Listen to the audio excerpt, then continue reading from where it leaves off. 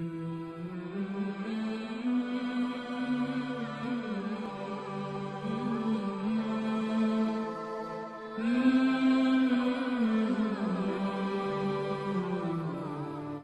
میں خدا یاد نہیں آتا، اس قوم کو جلسوں میں چہرے دیکھ کے خدا کیسے یاد آتا ہے مجھے سمجھ میں نہیں آیا، اب تک یہ بات میرے سمجھ میں نہیں آئی۔ یہ بات اب تک میرے سمجھ میں نہیں آئی۔ 20 رکعت تراویح میں خدا یاد نہ آیا، فجر کی 2 رکعت میں خدا یاد نہ آیا۔ جس قوم کو مسجد میں خدا یاد نہ آیا اس قوم کو جلسے میں خدا کیسے یاد ہے؟ لیکن بہرحال آپ کے اپنے مسائل ہیں، آپ جانیں مجھے جتنی بات کرنی میری اوقات، میں ایک چھوٹا سا طالب علم ہوں، وہ بھی بہت چھوٹا سا، کچھ نہیں سیکھا ہے، صرف بزرگوں کی جوتیاں سیدھی کے، اس لیے میں کوئی بات اپنی اوقات سے بڑھ کے نہیں کہنا چاہتا، مگر اتنا ضرور کہوں گا یہ بھی شعور حاصل کر لو کہ کون سا چہرہ دیکھ کے خدا یاد آتا ہے، خدا کو یاد آنا کس کو کہتے ہیں۔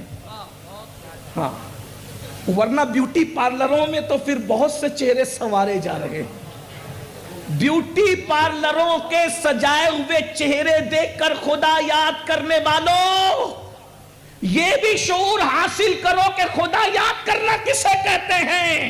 ارے بیوٹی پارلر کے 2-4 گھنٹے کے کریم جسم پر لگا کر آ کر کے اگر کوئی متاثر کرتا ہے تو وہ لٹیرا تمہارے ایمان کو لوٹ لے گا۔ خدا یاد آنے کا مطلب یہ ہے کہ اللہ کی خشیت سے دل اتنا چمکدار ہے کہ اس کا چہرہ دیکھ کر کے تمہیں آخرت کی یاد تازہ ہو جاتی ہے، آنکھیں ٹھنڈی ہو جاتی ہے، دلوں کو سکون مل جاتا ہے۔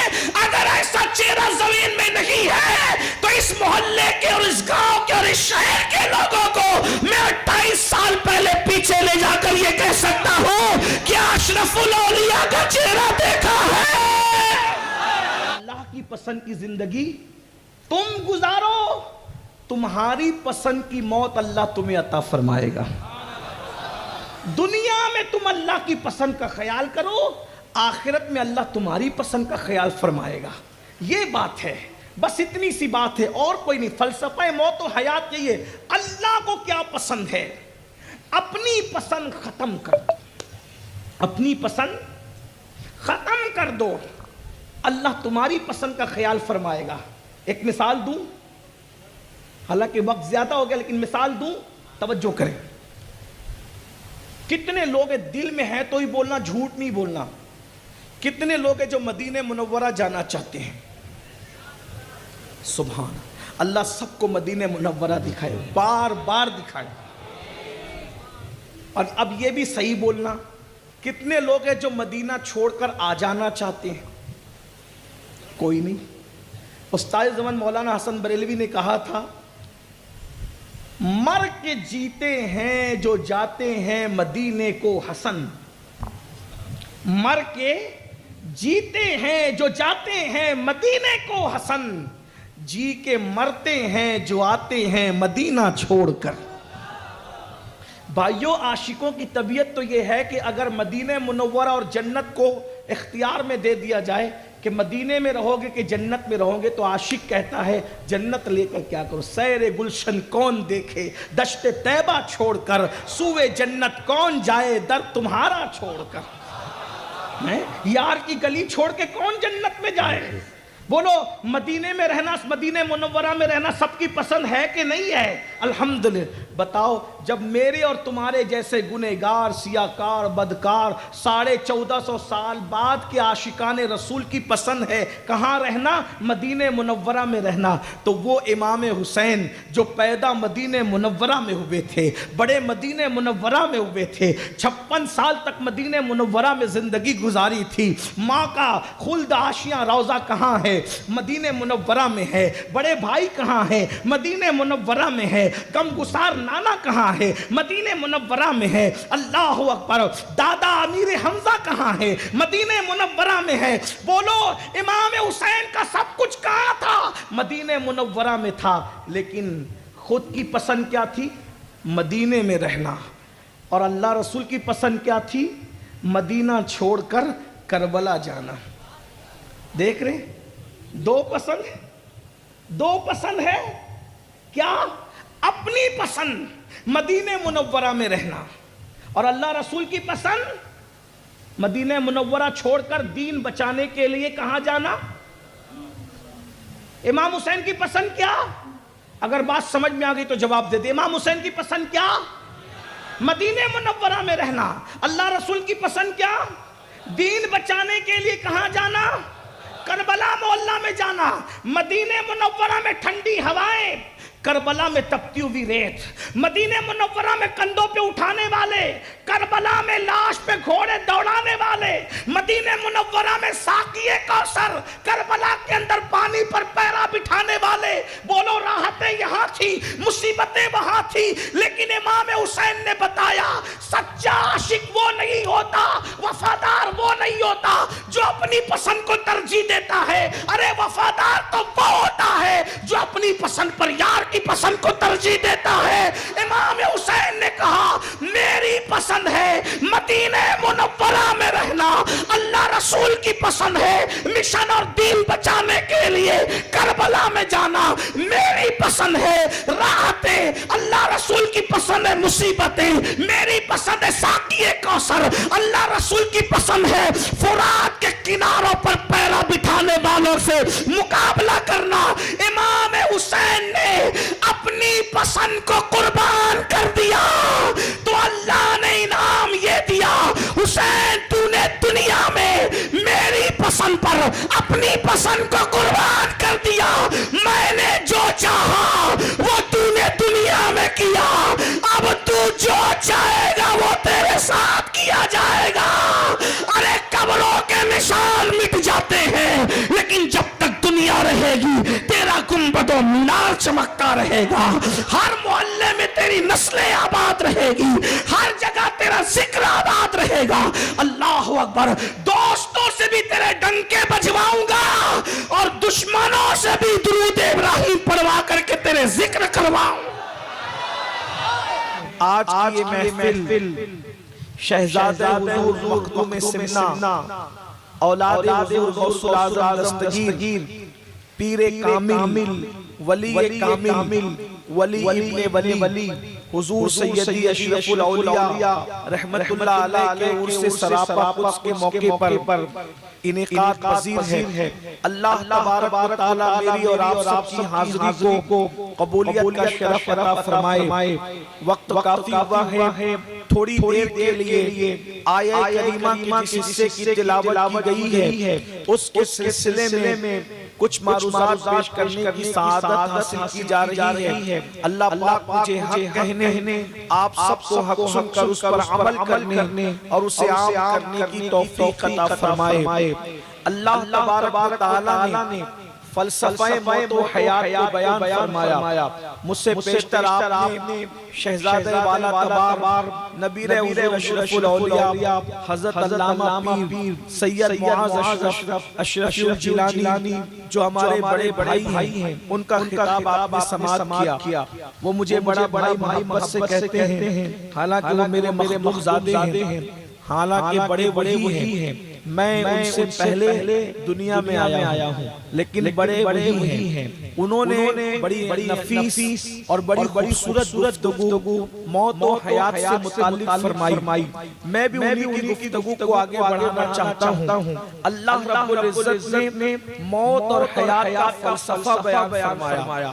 ظاہر سی بات ہے اگر اللہ نے انسان کو زندگی ہی لینی تھی تو پھر اس موت کیوں عطا فرمائی؟ اگر اللہ نے دنیا کو بسانا ہی تھا تو پھر اس کو فنا کرنے کا اعلان کیا. جب بسایا جا رہا ہے تو فنا کرنے کی بات کیوں کی جاتی ہے؟ مثال کے طور پر میں اللہ کی ذات مثل اور مثال سے پاک ہے، لیکن ایک بات سمجھانے کے لیے عرض کی جا رہی ہے. اگر تاج محل بنایا گیا ہے اور اس کو بنانے کے بعد توڑ دینے کی بات کی جائے تو لوگ کہیں گے کہ بنایا تھا تو توڑنے کی بات کی گئی. مگر یہ دنیا کے انسان ہیں جن کا بنانا اور توڑنا اپنے انداز کا ہوتا ہے، اللہ اکبر، مگر میرے اللہ نے کائنات کو بنانے کی بات بھی فرمائی، بنانے والا وہی ہے، مگر اس نے یہ بھی فرمایا کل من علیہا فان، سب فنا ہو جائیں گے، اللہ رب العزت کی ذات باقی رہنے والی ہے، اللہ اکبر، موت پیدا کی ہے تو پھر حیات پیدا کی، اور جب حیات پیدا کی تو پھر موت کیوں پیدا کی؟ حیات اور موت کا فلسفہ کیا ہے؟ جب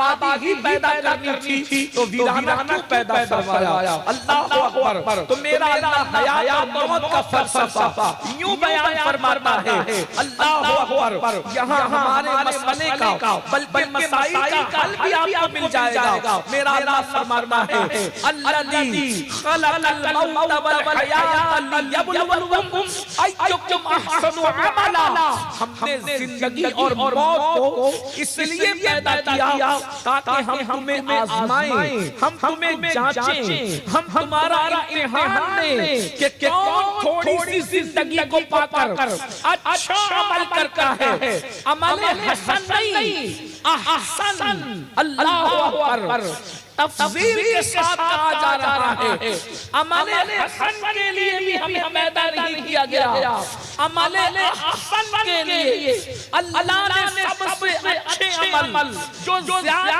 اچھے ہیں، اچھے اعمال کے لیے انسان کو پیدا کیا۔ کیوں؟ موت اور حیات اس لیے پیدا کی گئی ہمیں جانچا جائے، ہمارا امتحان لیا جائے کہ کون اچھا عمل کرتا ہے، کون بہترین عمل کرتا ہے۔ موت و حیات کا فلسفہ یہ ہے۔ اب مجھے بتاؤ، اللہ اکبر، دنیا میں آنے کے بعد ہم اچھا عمل کرنے کی بجائے ہم برائی کے اندر ڈوب گئے۔ اب دیکھیے موت بھی ہے اور حیات بھی ہے، دونوں چیزیں ہیں، اور اس کے بیچ میں کیا ہے؟ احسن عمل، اچھا عمل۔ اس سے پتہ چلا اگر دنیا اچھی چاہتے ہو، زندگی اچھی چاہتے ہو تو بھی نیک عمل کرو، اور اگر موت اچھی چاہتے ہو تو بھی نیک عمل کرو۔ اللہ اکبر، آج لوگ کہتے ہیں مولانا کوئی وظیفہ دے دو، مولانا کوئی تعویذ دے دو، مولانا کوئی طریقہ بتا دو، کیوں؟ تاکہ اچھی روزی مل جائے، بیٹے کو رشتہ آ جائے، اسی طریقے سے دکان میں برکت ہو جائے، مکان میں برکت ہو جائے۔ ایک بات میں عرض کروں، آپ کے سامنے حضور تاج الاولیاء کی شخصیت جلوہ گر ہے۔ یہ وہ پیر نہیں ہے جو آپ کو اندھیرے میں، تاریکی میں رکھ کر شریعت سے دور کرے اور جہنم کے گڑھے میں ڈھکیل دے۔ یہ وہ لوگ ہیں، اللہ اکبر، جس کے خاندان نے 6 صدیوں سے زائد سے قوم کی شریعت اور طریقت میں یکساں رہنمائی فرمائی ہے۔ ان کی موجودگی میں عرض کر رہا ہوں، سن لو، تعویذ سے اچھا رشتہ آئے یا نہ آئے اس کی کوئی گارنٹی نہیں ہے۔ اگر بیٹیوں کو اچھا رشتہ چاہتے ہو، اچھا عمل کرو، اس کی برکت سے اللہ تمہاری بیٹیوں کو اچھے رشتہ فرمائے، تمہارے بچوں کو اچھے رشتے عطا فرمائے گا۔ اور اے نوجوانوں، تم بھی در در در بھکاری بن کر پھر رہے ہو، 28 سال کی عمر ہو گئی، اچھا رشتہ نہیں آتا، 30 سال کی عمر ہو گئی، اچھا رشتہ نہیں آتا، یاد رکھنا، ارے اچھے عمل سے آخرت اچھی ہو سکتی ہے تو اچھے عمل سے دنیا اچھی نہیں ہو سکتی۔ عمل اچھا کرو، اس کی برکتیں دیکھو۔ بہت سارے لوگ سوچ رہے ہوں گے کہ آخر آپ نے کس کو بٹھا کہ کیا دیکھ کر سے بھی اچھا رشتہ آتا ہے۔ میں ایک مثال آپ کے سامنے رکھوں، آپ کو ابھی بات سمجھ میں آ جائے گی۔ اللہ اکبر، آپ نے سنا ہوگا اگر اچھا عمل کافر بھی کرے تو اللہ اس کو بھی صلہ عطا کرتا ہے۔ تھوڑا کم کر آواز کرا رہی ہے، آواز ایسے کھول دیں، صرف ایک کو چھوڑ دیں، کم کر دیں اس کو، تاکہ لوگ صرف سن سکیں، میری بات پہنچ جائے۔ ایکو جو ہے وہ نعت خواں کے لیے ضروری ہوتا ہے، ہمارے لیے اس کو بہت ہلکا کر دے، کم، ورنہ یہ سمجھ نہیں پا رہے ہیں، بہت ساری باتیں ایسی کان کے اوپر سے چلی جا رہی ہے۔ ابھی مجھ سے پیشتر جو لوگ بول رہے تھے، ایکو اتنا زیادہ تھا کہ کچھ باتیں سمجھ نہیں آ رہی تھی، سمجھ میں نہیں آ رہی تھی، بات سمجھ میں آنی چاہیے۔ مقصد تقریر کا یہ ہے، ایک بار سب مل کر بلند آواز سے درود شریف پڑھ لیں۔ رب صلی وسلم دائما ابدا علی حبیبک خیر الخلق کلہم सलातम व सलामन अलैका या सय्यदी या रसूल अल्लाह, सलातम व सलामन अलैका या जद्दल हसन वल हुसैन व अला आलिका व अस्हाबिका या जद्दल गौस सकलैन। उम्मीद है माएँ और बहनें भी यहाँ मौजूद होगी। अच्छा अमल जिसे हम नेकी कहते हैं, नेकी इतना समर वाला दरख्त है, ऐसी फल लाने वाली चीज है कि अगर काफिर भी नेकी करे तो अल्लाह उसको भी महरूम नहीं रखता, अल्लाह काफिर को भी नेकी का सिला अता करता है। लेकिन चूंकि वो काफिर है इसलिए उसकी नेकी का सिला उसको दुनिया में मिलता है, वो भी इसमें अल्लाह रब्बुल इज्जत की तरफ से कोई कटौती नहीं है। आखिरत में काफिर को सिला क्यों नहीं मिलता? इसलिए कि वो आखिरत को मानता ही नहीं, ये भी उसका अमल है।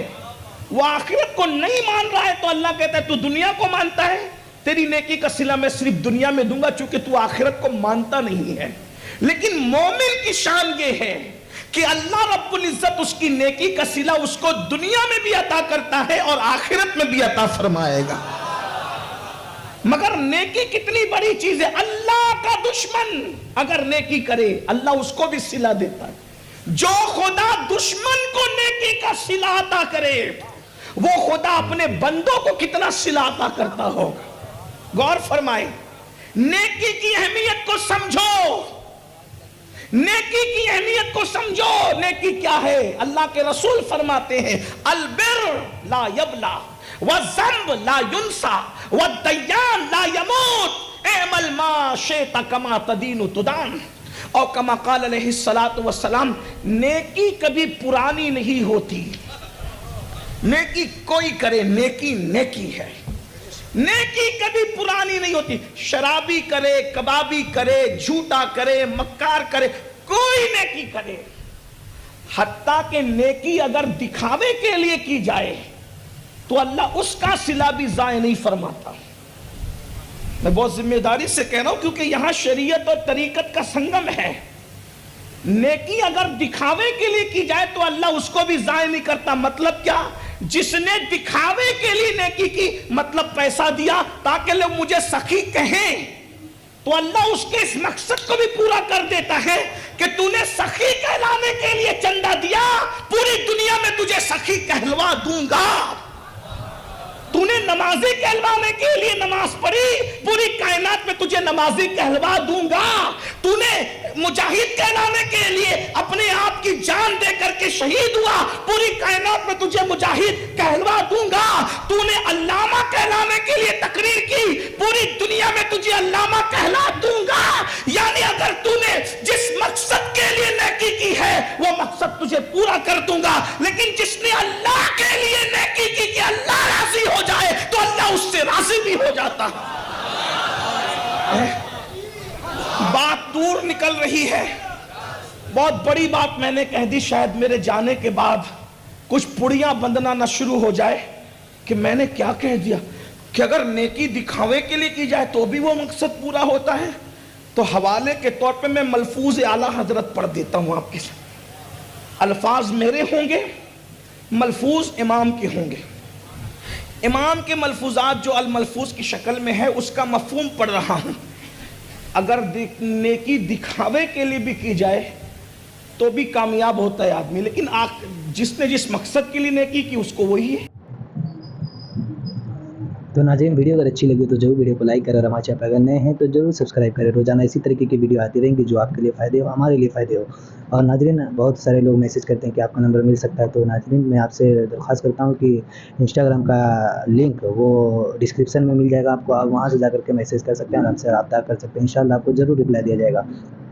और हाँ नाज़रीन, आपसे दरख्वास्त है कि आप इंस्टाग्राम आईडी को भी फॉलो करें, मैसेज करें, इंशाल्लाह ज़रूर रिप्लाई दिया जाएगा। और हमारे चैनल पर अगर नए हैं तो ज़रूर सब्सक्राइब करें, सपोर्ट करें हमारे चैनल को, क्योंकि एक इस्लामिक चैनल है और इस्लामिक चैनल को सपोर्ट करेंगे तो इंशाल्लाह अल्लाह ताला इसका अजर ज़रूर अता करेगा। तो चलिए नाज़रीन, मिलते हैं अगली वीडियो में, तब तक के लिए अस्सलाम वालेकुम वरहमतुल्लाहि वबरकातुहू। सब्सक्राइब कीजिए हमारे चैनल जिक्र रसूल को और बेल आइकन को प्रेस कीजिए, जिससे आपको हमारे न्यू वीडियो की नोटिफिकेशन मिलती रहे। वीडियो अच्छी लगे तो हमारे वीडियो को लाइक करें और हमारे चैनल को सब्सक्राइब करें।